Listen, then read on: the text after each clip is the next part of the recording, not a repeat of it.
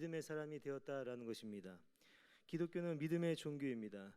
예수 그리스도를 구세주로 믿고 구원을 받게 되는 것입니다.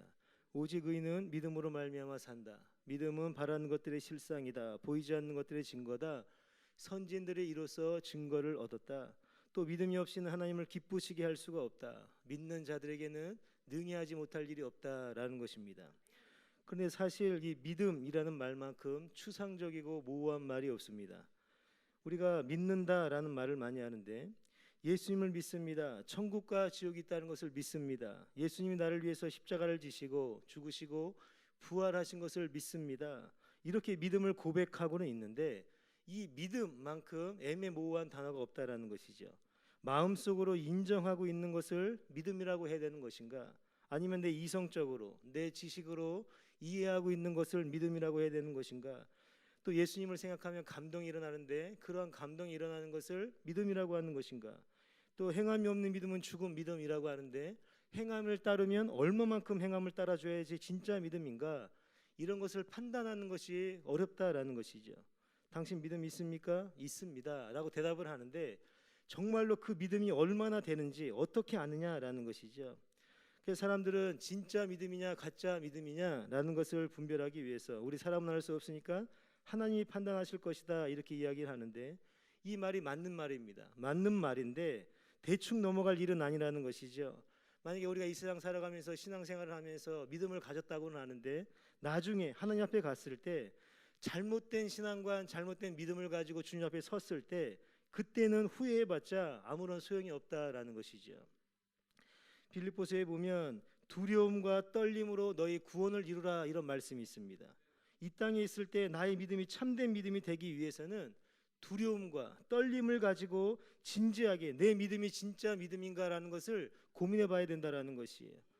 오늘 많은 크리스찬들이 믿음에 대해서 중대한 두 가지 잘못된 이해, 잘못된 오해를 가지고 있습니다. 대표적인 것이 두 가지인데 첫 번째는 교회를 다니는 것을 믿음 있다고 생각을 합니다.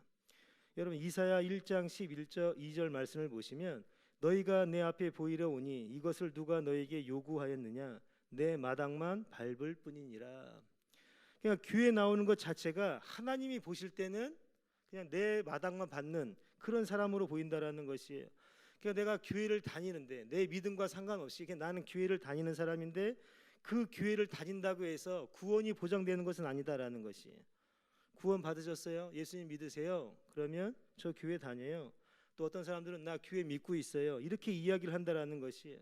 그런데 교회를 왜 다닙니까? 라고 하면 어떤 사람들은 복 받고 싶어서, 어떤 사람들은 위로받고 싶어서, 어떤 사람은 천국 가고 싶으니까, 어떤 사람은 병이 들어서 그 병을 고침받아야 되니까 교회를 다닌다라는 것이에요. 자녀들 좋은 대학교 가기 위해서 기도하려고 교회 다니고 죽음이 무서우니까 믿져야 본전이니까 그냥 교회를 다닌다라는 것입니다. 교회를 믿는다, 다닌다 그 중심성을 보면 정말로 예수 그리스도의 피 묻은 그 복음을 믿는 것이 아니라 내가 교회를 다니면서 내가 그냥 믿는다고 하면서 내 기대치를 충족시켜 주는 것이 아닌가, 내가 어떠한 목적을 가지고 교회를 오고 다니는 것이 아닌가라는 이런 그 믿음에 대해서 생각해 봐야 된다라는 것이죠. 그러니까 막연하게 교회만 다니는 것이 구원을 보장하지는 못한다라는 것이. 두 번째 오류는 신앙을 그냥 고백하는 것을 믿음이 있다라고 생각을 합니다. 사람들은 입으로 고백을 합니다. 저는 예수님을 믿습니다. 십자가와 부활도 믿습니다. 저의 죄가 사함받는 것도 믿습니다. 예수가 그리스도가 되시는 것을 믿습니다. 그런데 이렇게 입으로 말하면 참된 믿음이 되는 것인가? 우리도 이런 고백들을 많이 합니다. 물론 그런 고백 가운데 마지막 임종하시는 분이 평생 예수님 안 믿다가 마지막 순간 예수님 믿습니다 이런 이야기를 했을 때 정말 그 마음 가운데 하나님 보시기에 인정될 만한 것이 있다고 하면 그 사람은 구원받을 것입니다. 그런데 오늘날 이 시대를 보니까, 오늘날 이 교회 다니는 이 성도들을 보니까 그렇게 입으로만 고백하는 그런 사람들에 대해서 의심이 간다라는 것이죠. 정말로 교회를 열심히 믿음을 가지고 다니는 것인가, 아니면 형식적으로 다니는 것인가? 마태복음 7장 21절부터 보면 나더러 주여 주여 하는 자마다 천국에다 들어갈 것이 아니요 다만 하늘에 계신 내 아버지의 뜻대로 행하는 자라야 들어가리라. 그 날에 많은 사람이 나더러 이르되 주여 주여 우리가 주의 이름으로 선지자 노릇하며 주의 이름으로 귀신을 쫓아내며 주의 이름으로 많은 권능을 행치 아니하였나이까 하리니 그때 내가 저에게 밝히 말하되 내가 너희를 도무지 알지 못하니 불법을 행하는 자들아 내게서 떠나가라 하니라. 그러니까 우리가 천국에 갔을 때 예수님이 계셔서 주여 주여 불렀는데 예수님께서 내가 너를 도무지 알지 못한다라고 말씀하신다면 이것보다 더 두려운 일이 어디 있겠는가라는 것입니다. 마태복음 7장 16절에 그의 열매로 그들을 알지니 가시나무에서 포도를 또는 엉겅퀴에서 무화과를 따겠느냐. 그러니까 그 열매를 보면 그 믿음의 본질이 무엇인지 나타난다라는 것이에요. 그러니까 우리 성도들이 교회를 다니시고 있는데 그 사람의 행실을 딱 보면 그 사람의 믿음이 어떤지 알 수 있다라는 것이에요. 그런데 사람들은 진짜 믿음이 아닌데 진짜 믿음이 있는 것처럼 고백을 하기도 합니다. 자기는 가시나무인데 자기는 포도나무인 척 흉내를 낸다라는 것이에요. 그러니까 자기 자신에 대해서 포장을 하고 숨긴다라는 것입니다. 교회 다니는 목적이 무엇입니까? 내가 잘 되는 것, 우리 아들 복 받는 것, 좋은 직장에 가는 것, 돈 많이 벌어서 넓은 집에 살고 좋은 자동차 타는 것, 내 건강이 이루어지는 것, 내 기대치가 이루어지는 것이 목적이 되어서 교회를 다니고 있다라는 것이에요. 여러분 팔복을 보십시오. 심령이 가난한 자는 복이 있다. 천국이 저희 것입니다. 애통하는 자는 복이 있다. 저희가 위로를 받을 것이다. 이런 말씀들을 사람들은 어떻게 이해하고 있습니까? 위로를 받고 싶으니까 교회를 다녀서 누구에게 위로를 받습니다. 따뜻하게 누군가 나에게 이렇게 안아주면서 위로해주는 말이 더 좋다라는 것이에요. 이러한 마음이 있으니까 어떻게 합니까? 실제 아픈 것보다 더 아픈 척을 한다. 그리고 내가 더 안 좋은 것보다 더 안 좋은 척을 해서 더 많은 위로를 받고 싶어하는 것이 우리 마음이라는 것이에요. 팔복 얘기를 하면 이것이 복받는 이야기인 줄 알고 많은 사람들이 착각을 한다라는 것이에요. 천국이 저희 것입니다. 위로를 받는다. 하나님의 아들이라 칭함을 받는다. 이런 이야기밖에 눈에 안 들어온다라는 것입니다. 그러니까 자기의 기대 요건, 천국을 소유하고 싶으니까, 또 부자가 되고 싶으니까 가난한 척 고백을 한다. 또 배 부르고 싶으니까 의에 줄이고 목마른 흉내를 낸다. 땅을 얻고 싶으니까 온유한 흉내를 낸다라는 것이에요. 여러분 선거철이 되면 유권자들이 그 표를 얻겠다고 어떻게 합니까? 진실하지 않은데 진실한 척을 합니다. 또 시민들을 사랑하지도 않으면서 사랑하는 척을 합니다. 그리고 나는 평화를 사랑하는 사람이라고 가장을 해서 흉내내는 그런 사람들이 바로 우리 인간들이라는 것이에요. 자신의 요건을 충족시키기 위해서 얼마든지 사람들은 자기를 연출하면서 속일 수 있다는 것입니다. 그러면서 그러한 속이는 행위 가운데 내가 교회를 다니니까, 우리 집은 다 장로님이고 목사님이고 우리 다 가정들이 부모님들이 교회 다니니까 나는 당연히 천국 가겠지, 이렇게 스스로 착각에 빠진다라는 것이에요. 죄 사함 받고 싶어서, 천국 가고 싶어서, 돈 많이 벌고 싶어서, 영원한 생명을 얻을 수 있다고 하니까 그냥 단순히 난 예수님 믿습니다 고백을 한다라는 것이에요. 정말로 그 예수 그리스도가 우리 마음에 오셔서 우리의 모든 죄 문제를 해결하시고 천국의 소망을 가지고 살아가는 것이 아니라 예수님을 믿으면 나에게 복이 온다고 하니까 그것을 고백한다라는 것이에요. 근데 정말로 기가 막힌 것은 그것을 자기가 고백하면 고백할수록 자기 체면에 빠진다라는 것입니다. 아, 내가 정말로 예수님 믿고 있구나. 내가 오늘도 교회 나갔으니까 예수님이 나와 함께 하겠구나. 나에게 모든 것을 응답해 주시겠구나. 자기 체면에 걸리기도 한다라는 것입니다. 이 믿음에 대한 두 가지 오류, 여기에는 한 가지 공통점이 있는데 이것은 자기의 자랑, 자기의 의가 된다라는 것입니다. 내가 예수님을 믿고 내가 예수님을 고백했다라고 하는 것이에요. 그러니까 어떻게 됩니까? 내가 오늘 교회 나와서 기도를 했으니까 나에게 하나님께서 은혜를 줘야 된다. 내가 전도를 하고 내가 충성을 하고 내가 예수님을 믿는다고 고백을 했으니까, 나는 고백을 했으니까 거기에 따른 은혜 또 축복들을 주셔야 된다, 이렇게 생각하고 있다라는 것입니다. 그러니까 내가 지금 예수님을 믿고 있다, 내가 나라고 하는 주어가 되는 것이고 내가 믿고 있다라고 하는 그 믿음이 자기의 공로가 되고 있다라는 것입니다. 근데 오늘 말씀을 보게 되면 현대인들이 이 말씀을 얼마나 잘못 이해하고 있는지를 보여주고 있습니다. 믿음이라는 것은 교회를 다니고 있다라는 것도 아니고 은밀하게 말하면 주여 주여 고백하는 것도 진짜 신앙 고백이 아니라는 것입니다. 본문 오늘 이렇게 말씀하고 있습니다. 사람이 마음으로 믿어 의에 이르고 입으로 시인하여 구원에 이르느니라. 여기서 믿는다라는, 이렇게 시인한다라는 말이 있는데 헬라어로 피스티오 호물로게오라는 말입니다. 근데 이 단어가 우리가 읽는 성경에는 잘못 번역이 되어 있어요. 여기서 믿는다, 시인한다 이 말을 내가 마음으로 믿어 이렇게 능동태로 이야기하고 있는데 헬라어는 능동태로 쓰여진 것이 아니라 수동태로 쓰여지고 있습니다. 그러니까 어떻게 번역을 해야 되는가?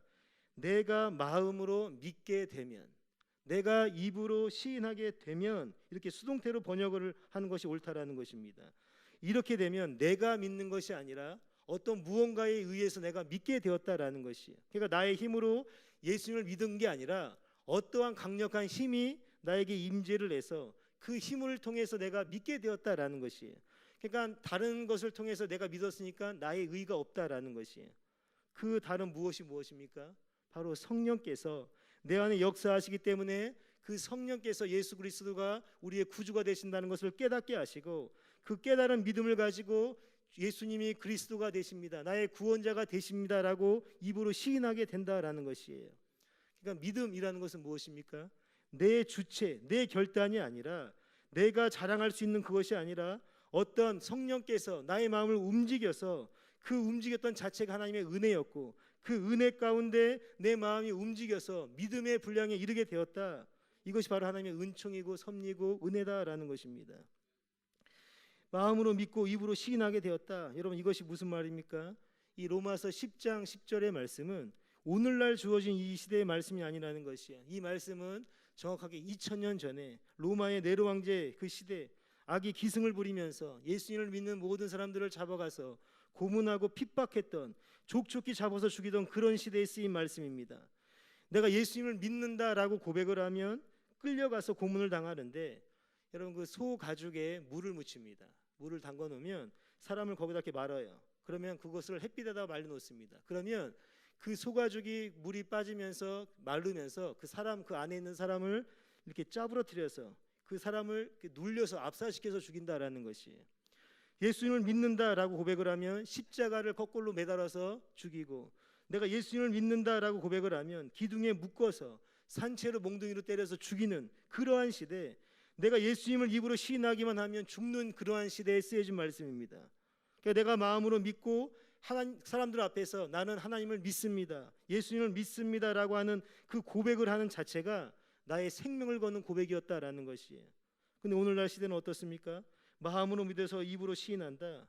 여러분, 예수님 믿는다고 아무런 일도 일어나지 않습니다. 예수님 믿는다고 누가 데려가서 고문을 하고 핍박하는 것도 없다라는 것이에요. 마치 주문을 외우듯이 나는 예수님을 믿습니다, 교회 다닙니다, 그러면 그 당연히 구원받는 것처럼 착각을 하고 있다라는 것이에요.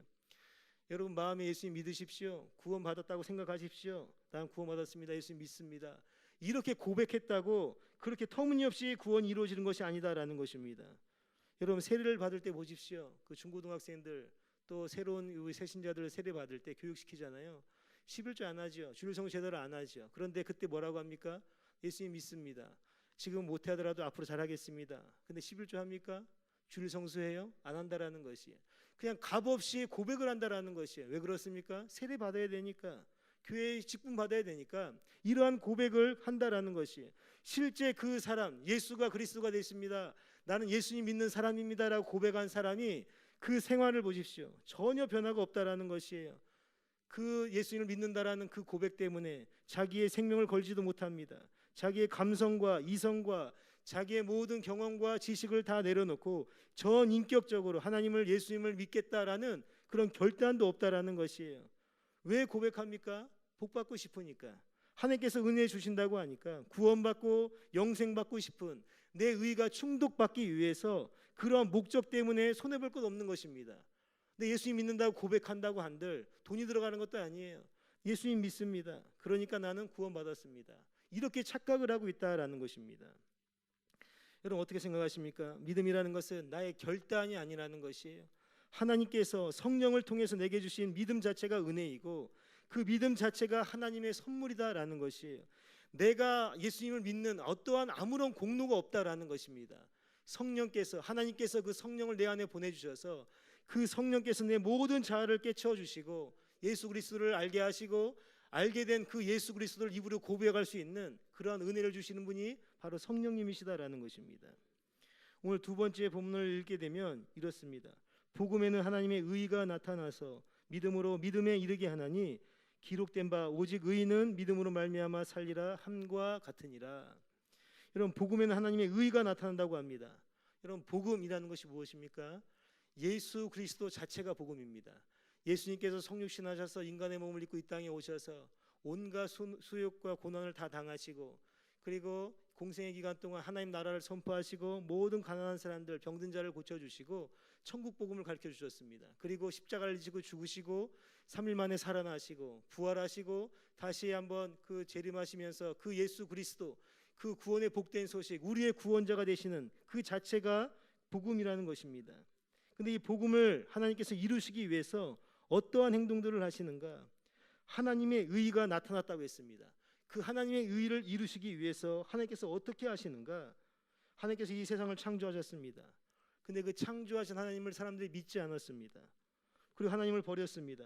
그런데도 하나님께서는 그 사람들을 구원하기 위해서 한 사람을 선택합니다. 바로 아브라함입니다. 그 아브라함을 통해서 이스라엘 민족이 나오게 하시고 그 이스라엘 민족 가운데 하나님께서 직접 임재하시고 그들을 만나 주십니다. 그 민족을 통해서 메시아가 나오게 하시려고 하나님께서 만날 장소, 그 성막을 예비해 두시고 그 안에 임재를 하시게 되었다라는 것이에요. 그러니까 이스라엘의 그 민족들 안에 그 성막 가운데 하나님께서 임재를 하시면서 그 이스라엘을 통해서 온 그 인류를 구원하겠다라는 하나님의 의로운 행동들을 끊임없이 보여주고 계시다라는 것이에요. 근데 이스라엘 백성들은 어떻게 했습니까? 그 하나님의 의로운 그 행동들, 하나님의 말씀들에 불순종하게 되었습니다. 그러니까 하나님의 의를 나타내시기 위해서 어떻게 하십니까? 이번에는 아예 하나님이신 그 예수 그리스도가 인간의 몸으로 이 땅에 오시게 되었습니다. 성육신하셔서 예수 그리스도가 오셨다라는 것이에요. 그런데 사람들은 어떻게 합니까? 하나님이신 그 예수 그리스도가 복음을 증거하는데 하나님의 얼굴을 직접 받고 하나님의 음성을 직접 들었음에도 불구하고 믿지 않게 되었다라는 것이에요. 여기 인간의 의가 있습니까? 아무것도 없어요. 하나님께서 이 세상을 창조하시고 그 죄인들을 구원하기 위하여서 섭리를 하시는데 우리 인간들이 했던 내용들은 아무것도 없다라는 것입니다. 전적인 하나님의 은혜였다라는 것이에요. 그런데 사람들이 믿지 않으니까 하나님께서 어떻게 하십니까? 더 의로운 행동을 보여주고 있다라는 것이에요. 예수 그리스도를 십자가에 지시게 하시고 죄의 몸으로 모든 저주와 심판을 받게 하십니다. 그런데 사람들은 여전히 믿지 않고 예수 그리스도를 거부하고 모든 인간의 모습들이 죄과 타락으로 연결되어 되었다라는 것이에요. 여기에는 인간이 한 것이 아무것도 없습니다. 그런데 하나님의 복음 안에 하나님의 의로운 행동들이 끊임없이 우리들에게 쏟아지고 있다라는 것이에요. 그러니까 어떻게 된 것입니까? 믿음은 내가 믿은 것이 아니라 믿음이 생긴 것이다라는 것이 하나님의 의로운 행동들 속에서 그 하나님의 의로운 행동들 섭리를 바라보니까 내 안에 신뢰가 생기게 되었다라는 것이 정말로 하나님께서 창조주 하나님이 되시는구나, 예수가 우리의 구원자가 되시는구나, 부에서 성령께서 우리를 날마다 인도하시고 말할 수 없는 탄식으로 간구하시는 그 성령의 은혜가 오늘도 역사하시는구나 라는 것을 바라보면서 우리의 믿음이 성장하게 된다라는 것입니다. 하나님의 이런 의로운 행동들이 내 안에 들어왔는데 그냥 내 안에 들어오셨다고 해서 멈추는 것이 아니다라는 것입니다. 내 안에서 또 다른 의로운 행동들을 끝없이 펼쳐나가시고 계시다라는 것이에요. 여러분, 우리 자신들 한번 생각해 보십시오. 우리가 잘못을 합니다. 죄를 짓습니다. 마음으로 죄를 짓고 알고도 짓고 모르고도 짓고 여러 가지 죄를 많이 진다라는 것이에요. 사람들에게 한번 잘못해 보십시오. 한 번, 두 번, 몇 번 잘못해 보십시오. 그러면 그 잘못한 사람들 인간관계가 깨지게 됩니다. 근데 하나님께서는 변함없는 모습으로 그 사랑을 나타내 보이고 있다라는 것이에요. 여전히 잘못된 나의 못난 부분들, 연약해서 사람들의 마음을 실족하게 하고 말을 실수하고 여러 가지 범죄를 저지를 수밖에 없는 우리 인간이었는데 그 인간 안에 들어오셔서 내가 너를 사랑한다, 너 진리의 길로 걸어가야 된다, 죄의 길에서 돌이켜서 하나님의 품으로 안겨라 라고 하면서 끝까지 매 순간마다 우리를 지키시고 보호하시면서 끊임없이 의로운 행동들로 우리들을 인도하고 계시다라는 것입니다. 그러니까 어떻게 된 것입니까? 처음 가졌던 그 믿음이 그 하나님의 섭리, 하나님의 의로운 행동들, 성령께서 인도하시는 그 내용들을 바라보면서 그 믿음이 온전한 믿음으로, 하나님께서 원하시는 그 믿음으로 성장하게 된다라는 것이에요. 믿음에서 믿음으로, 오직 의인은 믿음으로 말미암아 살리라. 내 믿음이 위대한 것이 아니라 나에게 믿음을 주신 그 하나님의 섭리가 더 위대하다라는 것입니다. 그래서 그 믿음이 자라날 수 있도록 하나님께서는 날마다 우리를 함께 해주시고 인도하고 지키신다라는 것이. 근데 이 믿음이 3단계의 과정을 거쳐서 성장하게 된다라는 것이. 그 첫 번째가 아브라함입니다. 아브라함 창세기 15장 6절을 보면 아브라함이 여호와를 믿으니 여호와께서 이를 그의 의로 여기시고. 그러니까 아브라함이 하나님을 모르는 사람이었는데 하나님께 나타나셔서 그 아브라함에게 믿음을 주시니까 그 아브라함이 여호와를 믿게 되었다, 최초의 처음이 되었다라는 것이죠. 하나님이 우리에게 감동과 성령의 역사를 통해서 의로운 행동을 보여주시게 될 때 그 의로운 행동들 가운데 성령께서 역사하시니까 예수님을 믿게 되었다라는 것이, 그 예수님의 존재, 나의 구세주가 되신다, 하나님의 자녀가 되었다라는 것을 내 머리와 가슴과 모든 인생 전체를 통해서 그 믿어지는 상태가 되었다라는 것이. 그러니까 이건 예전에 어떠한 예수님을 신학의 위대한 인물이나 어떤 선생이나 역사적 인물로 여겨지는 것이 아니라 내 안에 죄가 있어서 이 죄를 내가 스스로 해결할 수가 없었는데 예수님께서 나의 이 사망의 몸에서 나를 건져주시며 의롭다고 하시는 그 예수 그리스도를 믿는 것, 그 믿음의 시작, 처음이 아브라함이었다라는 것이, 아브라함이 믿게 되었기 때문에 아브라함을 통해서 예수 그리스도가 이 땅에 오셨고 그 예수 그리스도를 통해서 우리 모두가 구원을 받게 되니까 아브라함을 가리켜서 믿음의 조상이다라고 말하는 것입니다. 근데 아브라함이 여기서 끝난 것이 아니에요. 두 번째 단계, 아브라함을 처음에 하나님을 믿고 난 다음에 그 믿음의 방향성이 바뀐다라는 것입니다. 여러분, 아브라함이 하나님을 모르고 살았을 때에는 자기의 뜻대로 살았던 것입니다. 자기의 목적, 자기의 꿈이 있었습니다. 그런데 하나님을 만나고 나니까 믿음이 생기니까 자기가 살아왔던 모든 경험들을 다 뒤로하고 하나님의 방향대로 움직여지는 사람이 되었다라는 것이에요. 여러분, 아브라함이 향할 수 있는 그 높은 비전은 무엇입니까? 살기 좋은 땅, 물도 많고 살기 좋은 소돔과 고모라 같은 곳이었습니다. 그런데 그동안 살았던 모든 자기의 의로움들, 자기가 살았던 모든 경험과 지식들을 다 내려놓습니다. 그리고 하나님께서 지시하신 땅으로 가게 되었다라는 것이, 여전히 자기의 꿈, 자기의 행복, 자기의 목적을 꿈꾸고 있었는데 하나님을 만나고 예수 그리스도를 믿게 되니까 내가 꿈꾸고 있었던 모든 상태를 다 버렸다라는 것입니다. 이것이 아브라함의 믿음이었다라는 것이에요. 예수가 나의 구주가 되십니다. 예수님을 믿고 나는 죄사함 받았으니까 기쁩니다.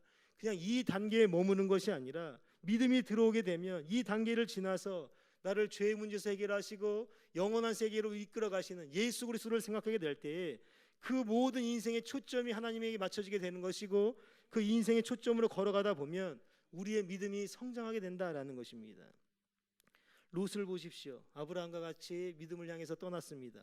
그런데 그 출발하자마자 그 방향을 전환하지 않고 자기가 바라봤던 그 소돔과 고모라로 떠나게 되었습니다.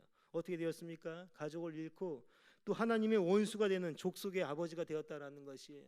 우리의 인생이 이런 것입니다. 하나님을 떠나서 내가 잘 살 수 있겠지, 내 지식과 경험으로 내가 배운 내 모든 것을 다 동원하면 잘 살 수 있겠지, 하나님이 없으면 아무것도 아니라는 것입니다. 아브라함은 그 하나님의 뜻대로 살아가면서 자기가 가지고 있었던 모든 가치관을 다 버리고 하나님을 따르는 인생이 되었다라는 것이죠. 마지막으로 세 번째 단계는 순종의 단계다라는 것입니다. 네 아들을 번제로 바쳐라. 하나님의 말씀과 아브라함이 부딪히게 되었습니다. 100세에 얻은 귀한 아들이었습니다. 그런데 그 아들을 바치라는 것이, 번제로 바치라는 것입니다. 여러분, 번제라는 것은 모든 것을 다 태워서 다 드리는 것입니다. 여러분, 5대 제사 가운데 소제라는 것이 있는데 그거는 그냥 밀가루 한 푸대를 가져오면 한 움큼만 드리는 것이에요. 전부 다 드리는 것이 아니라 한 움큼, 한 일부분만 드려서 나머지는 드린 사람이나 제사장들이나 다 나눠 먹는 것입니다. 근데 이 번제라는 것은 완전히 하나님께 다 바치는 것이에요. 그 귀한 아들, 청소년기가 되었을 때 다 태워서 하나님께 바치라는 것입니다. 여러분, 단순히 방향을 같이 가는 그런 문제가 아니라 하나님의 의지, 너 아들을 바쳐라. 그런데 그 아들을 바쳐야 되는 아브라함의 의지가 충돌되는 순간이 있다라는 것이에요. 여러분, 하나님을 믿고 믿음의 행동을 하고 계신데 하나님께서 우리들에게 원하시는 바가 있습니다. 그런데 하나님께서 원하시는 바가 내 생각으로는 도저히 감당하지 못할 그런 문제가 있다라는 것이, 지금 아브라함이 그러한 순간을 맞닥뜨리고 있습니다. 이삭을 바쳐야 되는 것입니다. 그런데 아브라함은 어떻게 합니까? 하나님의 말씀에 순종한다라는 것이에요. 자기의 의지를 부정합니다. 내가 이 아들을 사랑하는 그 모든 마음을 다 내려놓고 하나님께 그 아들 이삭을 제물로 바치고자 순종하는 단계까지 걸어가게 되었다라는 것이, 이것이 진정한 믿음이다라는 것입니다. 여전히 내 의지가 살아서 내 마음대로 살고 싶고 내 계획대로 살고 싶은 것이 아니라, 내 뜻이 아니라 하나님의 뜻대로 살아갈 수 있는 것, 여기까지 가는 단계가 믿음이다라는 것입니다. 우리가 믿음이 있다고 하면 전인격적인 변화가 있어야 된다라는 것이에요. 우리의 행동도 변화가 돼야 되고 살아왔던 습관도 변화가 돼야 된다라는 것입니다. 머리로도 의지하게 되고 내 전인격적으로 예수 그리스도를 붙잡는 것, 이것이 믿음이다라는 것입니다. 우리가 온전하지 못합니다. 날마다 죄를 짓고 마음에 쓰러지고 연약한 모습이 있다라는 것이에요. 날마다 힘들고 어렵다라는 것입니다. 그럼에도 불구하고 내 안에 역사하시는 성령의 의로운 행동들을 느끼면서 나의 의지를 꺾으면서 날마다 그 성령의 인도하심을 받으며 살아가는 그 과정이 느껴지는 사람이 은혜다라는 것입니다. 우리는 새로운 피조물로서 내가 변화되는 과정을 내 스스로 느끼면서 지금 나는 믿음으로 하나님께 나아가고 있다라는 이러한 그 자각을 가지고 살아가는 사람들이야말로 진정한 믿음의 사람이다라고 이야기하는 것입니다. 근데 여러분 어떻습니까? 여러분 안에 일하시고 계시는 성령님의 역사를 느끼고 계십니까? 여러분의 지성과 감정과 살았던 모든 지혜와 지식들, 나의 의지가 하나님의 그 의로운 행동들 앞에 설득당해서 내 모든 것을 다 포기하고 하나님의 말씀대로 살아가고 있습니까? 만약에 그렇지 못하다고 하면 여러분들의 믿음을 인정하지 마십시오. 그런 변화가 내 마음에 감지되지 못한다고 하면 나는 믿는 사람이다 라고 자기 자신을 스스로 자랑하지 말라는 것이에요. 왜냐하면 그 믿음이 거짓된 믿음일 수 있기 때문에 그렇습니다. 자기 체면일 수도 있다라는 것이에요. 믿음은 과정입니다. 우리를 그렇게 변화시켜 가시는 하나님의 의로운 행동들이 우리를 변화시키시는 하나님의 은혜라는 것이에요. 여러분, 왜 하나님께서 역사하시는 그 성령의 은혜들을 우리가 경험하지 못하는 것입니까? 왜 하나님의 의로운 행동들이 진행하고 있는데 우리는 그것을 인식하지 못하고 하루하루 살아가는 것입니까? 왜 하나님께서 일으키시는 그 의로운 행동들이 내 안에는 없습니까? 그 이유를 분명히 성경에서 말씀하고 있다는 것이에요. 로마서에서 말하는 이유가 무엇입니까? 하나님의 의로운 행동이 아니라 내 의로운 행동이 앞섰기 때문에 그렇다라는 것이에요. 로마서 10장 3절 말씀을 보시면 하나님의 의를 모르고 자기 의를 세우려고 심써 하나님의 의를 복종치 아니하였느니라. 하나님께서 독생자를 보내주시고 우리를 구원해 주셨습니다. 또 선한 일을 말씀해 주시고 우리를 십자가에서 죽으시고 부활하시면서 성령 하나님께서 우리 마음 가운데서 오셔서 역사를 하고 계시는데 많은 사람들이 그 성령의 역사들, 하나님의 은혜들을 생각하지 않고 내 의, 나의 생각을 앞장 세우기 때문에 그 하나님의 말씀에 대해서 복종하지 않고 내 마음에 감동이 없다라는 것이에요.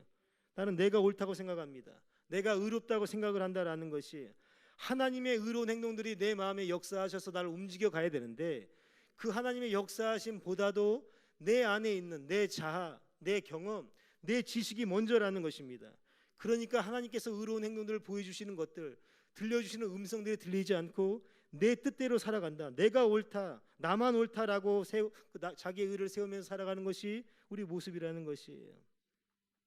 이사야서 1장 16절을 보시면 너희는 스스로 씻으며 스스로 깨끗게 하여 내 목전에서 너희 억압을 버리고 악행을 그치라. 하나님의 성전에 오는데 어떻게 오는가? 나는 스스로 깨끗하다, 나는 스스로 옳다, 자기의 의를 생각하고서 하나님께 나온다라는 것이 그 의, 하나님은 그것을 뭐라고 하십니까? 역겹다라고 표현하시는 거예요. 그래서 그들에게 믿음의 선물을 주지 않는다라는 것이에요. 여러분, 이사야서의 말씀을 보시면 이런 말씀이 있습니다. 이사야 6장 9절 말씀을 보시면 여호와께서 가라사대 가서 이 백성에게 이르기를 너희는 듣기는 들어도 깨닫지 못할 것이요 보기는 보아도 알지 못하리라 하여 이 백성의 마음으로 둔하게 하며 그 귀가 막히고 그 눈이 감기게 하라. 염려컨대 그들이 눈으로 보고 귀로 듣고 마음으로 깨닫고 다시 돌아와서 고침을 받을까 하노라. 여기 참 이상한 말씀을 하시는 거예요. 여러분, 복음이라는 것은 무엇입니까? 모든 사람이 듣고 회개하는 것이 복음입니다. 그런데 복음을 증거하는데 어떤 사람들은 그 복음을 듣고 예수님을 믿을까 봐, 하나님을 믿을까 봐, 그 복음의 말씀을 깨달을까 봐 하나님께서 염려가 된다는 것이에요. 그러니까 그 염려가 되시니까 하나님께서 어떻게 하시는가? 그 사람들의 눈과 귀를 막아버려서 복음을 듣지 못하게 한다라는 것입니다. 그러니까 어떤 사람들은 일부러 그 복음을 듣지 못하도록 막고 있는 사람이 있다라는 것이에요. 복음서를 보면 예수님께서 복음의 능력을 말씀하실 때 이런 이야기를 하십니다. 아무에게도 말하지 말아라. 그러니까 예수가 그리스도가 되신다라는 것을 감추려고 한다라는 것이에요. 처음에 이유를 몰랐는데 이제 제가 이 이유를 알게 되었습니다. 하나님께서 지금 누구에게 복음을 감추고 계시는가? 내가 옳다라고 여기는 사람들, 내 의가 주장하고 있는 사람들, 하나님의 의로운 행동들보다 내 행동들이 더 의롭다고 생각하는 그런 사람들의 귀와 눈을 막고 계신다라는 것입니다. 만약에 자기가 의롭다라고 하는 그런 사람들이 복음을 듣고 회개할까 봐 하나님께서는 그들의 눈과 귀를 막으시고 믿음을 선물로 주지 않는다라는 것이에요. 이런 믿음은 하나님이 일으키시는 의로운 행동들이 내게 전달이 되어서 그 전달된 하나님의 의로운 행동들이 나를 변화시키는 것이 변화의 은총이다라는 것입니다. 그런데 그 변화의 은총들을 하나님께서 누구에게 막으시는가? 바로 나의 의가 앞장서 나가는 사람들, 내 생각이 먼저인 사람들. 이런 말씀을 들어도 어떻게 듣습니까? 내 생각대로 말씀을 듣는 것이에요. 성경을 보면서도 어떻게 봅니까? 있는 그대로를 받아들이는 것이 아니라 내가 생활하고 있었던 모든 과정을 다 거쳐서 통과한 다음에 있는 그대로 예수 그리스도를 받아들이는 것이 아니라 내 환경과 처지를 다 고려해서 반영했던 그 예수님을 믿고 있다라는 것이에요. 성경을 보아도 내가 이해한 만큼만 믿고 있다라는 것입니다. 성령께서 하나님께서 역사하시는데 그런 사람들, 자기의 의를 주장하는 그런 사람들에게는 이 복음이 들려질까 봐 귀와 눈을 막는다라는 것입니다. 여러분, 사람들은 참 이상하고 있습니다. 우리는 다 죄인이기 때문에 교회 와서 여러분은 죄인입니다 라고 하면 다 수용을 합니다. 이건 다 우리가 죄인이니까 다 받아들이게 되는 것이에요. 그런데 어떤 사람을 향해서 당신 틀렸습니다, 당신은 글렀습니다, 어떤 사람과 비교해서 당신 한참 모자란 사람입니다 이야기를 하면 눈이 막 뒤집힙니다. 죄인이라는 것이 더 안 좋은 이야기인데 당신 틀렸다라고 하면 더 화가 난다라는 것이. 왜 틀립니까? 나는 지금까지 내 자아, 내 경험, 내 생각으로 정말 잘 살아왔는데 누군가 나에게 잘못 살았다, 너는 틀렸다라고 말하니까 거기에서 자기의 화가 치밀어 오른다라는 것이에요. 내가 옳다라는 자기 의를 버려야 하나님을 만날 수 있다, 믿음이 생길 수 있다, 그런 것입니다. 세례 요한이 뭐라고 외쳤습니까? 회개하고 복음을 믿어라, 이렇게 말하고 있습니다. 예수님께서 공생활을 시작하시면서 처음 했던 이야기가 뭡니까? 회개하고 복음을 믿어라. 여러분, 믿은 다음에 회개하면 안 되는 것입니까? 근데 예수님께서는 세례 요한은 회개한 다음에 믿어라라고 말씀하고 있습니다. 우리를 생각해 보면 답은 간단히 나옵니다. 여러분, 예수님 믿으셨죠? 그럼 매 순간마다 내가 잘못됐습니다, 내 의가 너무나도 높아서 하나님의 마음을 아프게 했습니다, 내 모든 것을 내려놓습니다, 이렇게 회개하는 경우가 많이 있지 않다라는 것이에요. 내 의가 먼저라는 것이에요. 그래서 그 의가 잘못됐다, 그래서 권면을 하거나 충고를 하면 시험을 드는 것이 우리 인생이라는 것입니다. 회개라는 것은 무엇입니까?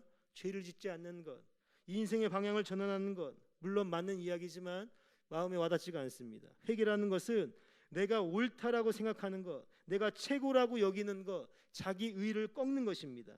내가 옳았는데 예수님을 만나고 나니까 나는 죄인이었습니다, 이런 고백이 회개라는 것입니다. 여러분, 베드로 보십시오. 그 바다에서 고기를 잡으면서 어부 생활했습니다. 자기가 최고인 줄 알았어요.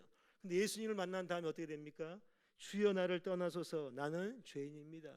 내 예수님을 만나기 전에는 내가 최고인 줄 알았는데 그 예수님 앞에 서 보니까 나는 죄인이었구나, 이런 자기 의가 깨지는 것이 바로 회개라는 것입니다. 그렇게 회개하는 사람들에게 하나님께서는 눈과 귀를 열어서 믿음을 주시고 은혜를 선물로 주시게 된다라는 것입니다. 내가 최고다, 자기 의를 무너뜨리는 것이 성령의 역사입니다. 그 성령의 역사에 순종하는 사람은 아브라함과 같이 믿음이 성장할 것이고, 그 하나님의 말씀에 순종하지 않는 사람들은 아무리 하나님께서 의로운 행동을 보여준다 할지라도 그 의로운 행동을 보지 못하고 자기의 의로 세상을 향해 살아가게 된다. 그래서 결과적으로 롯과 같이 비참한 인생이 된다라는 것입니다.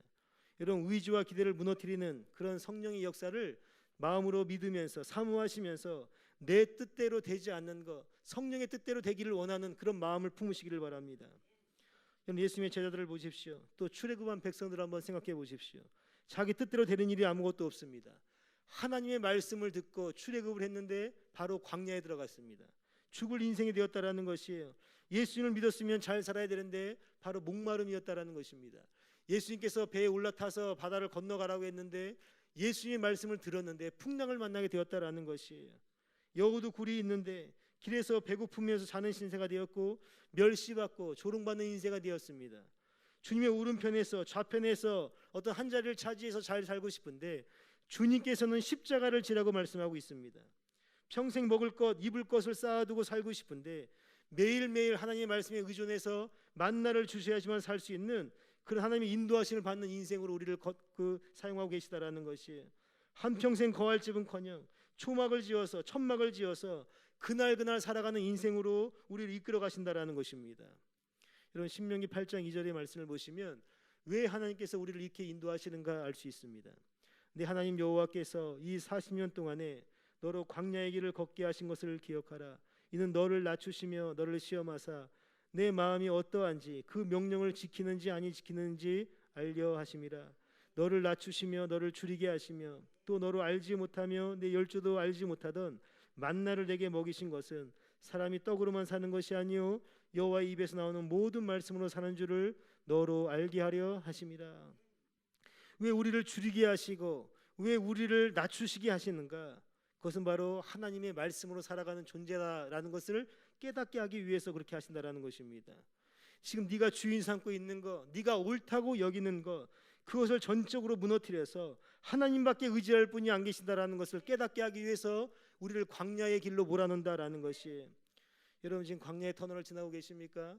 그 광야의 터널을 지나고 있을 때는 왜 이렇게 고통이 찾아오는가? 왜 이렇게 힘든가? 살아갈 소망이 없고 힘들고 어렵지만 그 광야의 터널을 통과한 후에는 하나님께서 왜 그렇게 광야의 터널을 주셨는지 깨닫게 된다라는 것입니다.